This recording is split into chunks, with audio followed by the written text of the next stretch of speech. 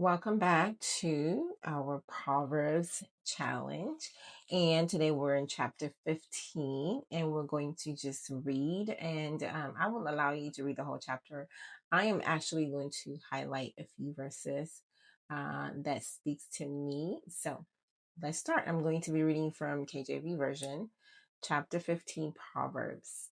The very first verse says, "A soft answer turneth away wrath, but grievous words stir up anger." Have you ever been around someone where they are talking and talking, they're really, really upset, and then you start getting upset, and before you know it, things are escalated and there's really no resolution, but it just stirred up more problem and more strife.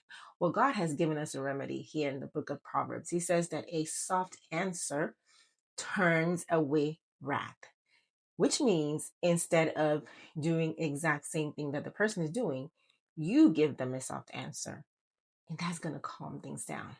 So this is Bible remedy for conflict resolution when it comes to fussing and fighting in a conversation that's not going well.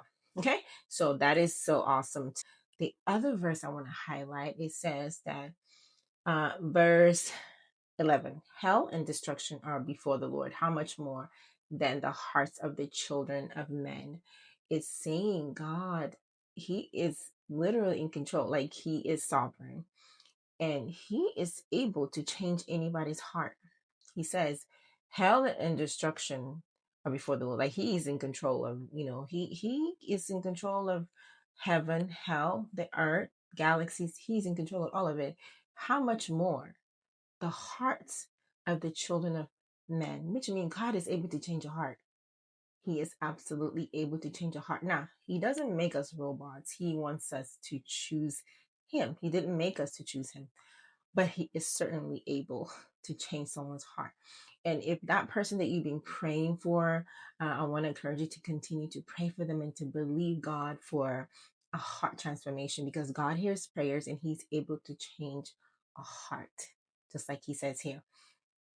Verse 15, all the days of the afflicted are evil, but he that is of a merry heart hath a continual feast. Again, a merry heart is like medicine. He says that even though there are things going all around you, but from the inside, if your heart is merry, you're going to have a continual feast. That means you're not really controlled by the things on the outside.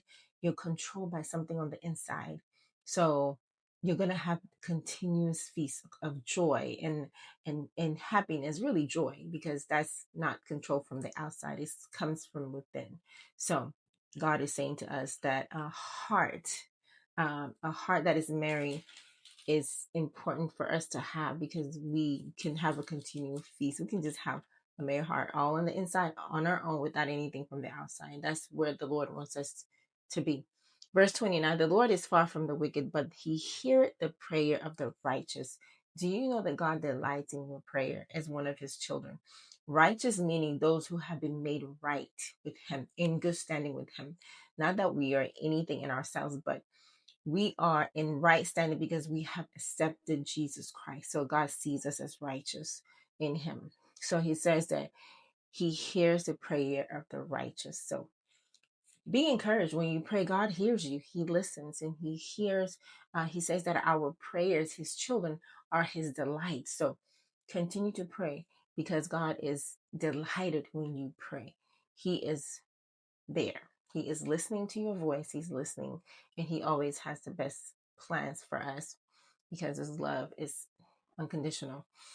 There's so many verses here. I'm going to read verse 33. It says, the fear of the Lord is the instruction of wisdom, and before honor is humility.